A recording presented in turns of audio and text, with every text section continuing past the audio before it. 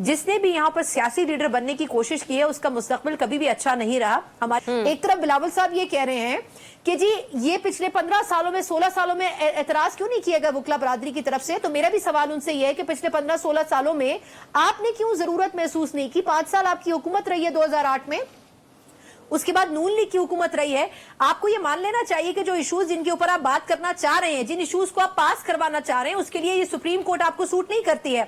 उसके लिए आप जजेस की तादाद भी बढ़ा रहे हैं, उसके लिए आप ये भी कोशिश कर रहे हैं कि वो तमाम केसेस दूसरे कोर्ट्स में चले जाए। जिसने उन्हें रिलीफ दिया इस मुल्क में, जिस तरीके से उन्हें वेलकम किया गया, वो हम सब ने देखा और बहुत से साफ फैसलात ने उसे ऑब्जेक्ट भी किया कि क्या इसकी माजी में कोई ऐसी मिसाल मौजूद है या नहीं है। और दूसरा ये भी कि जिस तरीके से वो एक पार्टी के चेयरमैन हैं, एक पार्टी के सदर हैं, पार्टी के सरबराह हैं, उनका नैरेटिव होना चाहिए, उनका एक बयानिया होना चाहिए। बेटी उनकी वज़ीर आला है, भाई उनके वज़ीर आज़म है, इसके बावजूद ये शिकवे, ये शिकायतें अब मुनासिब रहती हैं कि मुझे क्यों निकाला।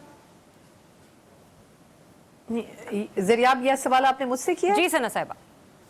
अच्छा, मैं आपके सवाल का पहला हिस्सा नहीं सुन सकी। हमारे अच्छा। सारा रसा भाई हैं, लेकिन ये इतना ज्यादा शोर कर रहे थे कि मैं पहला हिस्सा नहीं सुन सकी। सही, लेकिन बातें ये दुरुस्त कर रहे थे और मैं उसको जरूर इंडोर्स करूंगी। लेकिन कुछ चीजों में विद ड्यू रिस्पेक्ट इख्तिलाफ करना चाहूंगी। एक तो ये कि आप अगर अपनी आवाज थोड़ी बढ़ा सके थे कि दो चीजें आपने जिनकी तरफ इशारा किया। एक ये कि जहां जिस जुडिशरी से इतना, अगर तो मैं सही समझी हूँ कि जितना रिलीफ मिला, पहले ये समझना पड़ेगा कि जुडिशरी जिसके बारे में अब इतनी बातें की जा रही हैं, इस जुडिशरी का माजी क्या रहा है। हमारे सामने साकिब निसार साहब भी रहे हैं, सजाद अली शाह साहब भी एक जमाने में रहे हैं, फिर अता बंदियाल साहब का दौर तो मेरा ख्याल है कि मेरे और आप जैसे लोगों को बखूबी याद होगा। तो हमें ये समझना पड़ेगा कि जुडिशरी कब किस तरह इस्तेमाल हुई है। अगर इस मर्तबा जुडिशरी जो है वो ये समझ रही है कि वो बेहतर सूरत में सामने आ सकेगी तो इसमें कोई मुजायका नहीं है।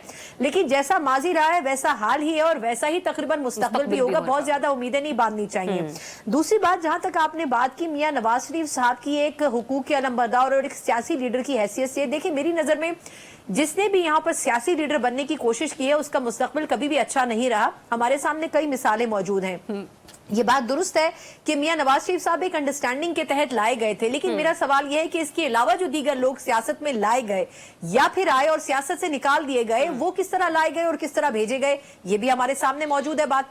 तो आई थिंक नवाज शरीफ साहब इस वक्त जो पॉलिटिक्स हो रही है और जिस तरीके से हुकूमत अपनी गवर्नेंस को लेकर चल रही है उससे 100% डिसएग्री करते हैं। अच्छा। और वो इसीलिए पब्लिक प्लेसेस पे बहुत ज्यादा नजर नहीं आते। अच्छा, मुझे ये बताइएगा, मतलब डिसएग्रीमेंट इस हद तक है कि आईनी मामलात पर या आईनी तरमीम पर वो एक लफ्ज नहीं कह पाए और ना ही कभी उनका कोई बयान मंजरे आम पर आया?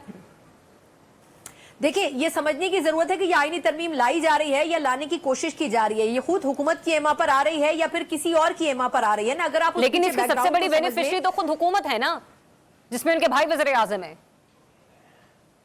नहीं, आप दोबारा कहिएगा, मैं आपकी बात नहीं सुन सकी। अच्छा, मैं आपको ये कह रही हूँ कि इस आईनी तरमीम की सबसे बड़ी बेनिफिशियरी तो खुद मौजूदा हुकूमत है ना, कि जिसकी बका के लिए सब कुछ किया जा रहा है, जिसमें उनके खुद के अपने भाई वज़ीर आज़म। मेरा ख्याल ये है कि इस जो आईनी तरमीम है इसकी सबसे बड़ी बेनिफिशियरी इस वक्त ये सिस्टम है। अच्छा। इस सिस्टम में बहालत मजबूरी नून लीग की हुकूमत मौजूद है, इसलिए उसका फायदा अल्टीमेटली नून लीग को पहुंचेगा। अगर इस आईनी तरमीम की इतनी अशद जरूरत नून लीग को होती तो इससे पहले की हुकूमतों के दरिया, मैं ये पूछना चाहता हूं सना से कि सिस्टम से क्या मुराद है? कि सिस्टम को फायदा होगा? सिस्टम से मुराद ये है कि जो सिस्टम बजाहिर, इसको अगर आप थोड़ा सा कंट्रोवर्सी में क्रिएट करते तो मैं कह दूंगी हाइब्रिड सिस्टम जो क्रिएट किया गया है। सिस्टम में इस वक्त जिसको हुकूमत दी गई है वो नून लीग है। अगर उसकी जगह कोई और जमात किसी और का चेहरा होता तो अल्टीमेटली बेनिफिशियरी वो होते। जहां तक कॉन्स्टिट्यूशनल कोर्ट्स की बात है, देखिए एक मफरूजा था, मतलब डेमोक्रेसी वगैरह तो कुछ नहीं, इलेक्शन तो फिर आप कह रही हैं कुछ नहीं हुआ ना। Let me finish my point ना। मैं फिर आपकी बात थोड़ा सा डिस्टॉर्शन है, मैं सही सुन नहीं पा रही हूँ।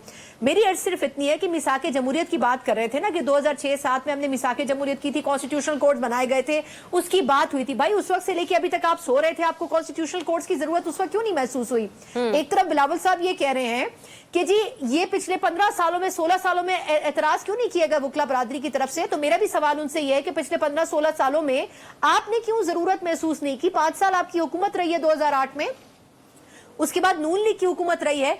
आपको ये मान लेना चाहिए कि जो इश्यूज जिनके ऊपर आप बात करना चाह रहे हैं, जिन इश्यूज को आप पास करवाना चाह रहे हैं, उसके लिए ये सुप्रीम कोर्ट आपको सूट नहीं करती है। उसके लिए आप जजेस की तादाद भी बढ़ा रहे हैं, उसके लिए आप ये भी कोशिश कर रहे हैं कि वो तमाम केसेस दूसरे कोर्ट्स में चले जाएं।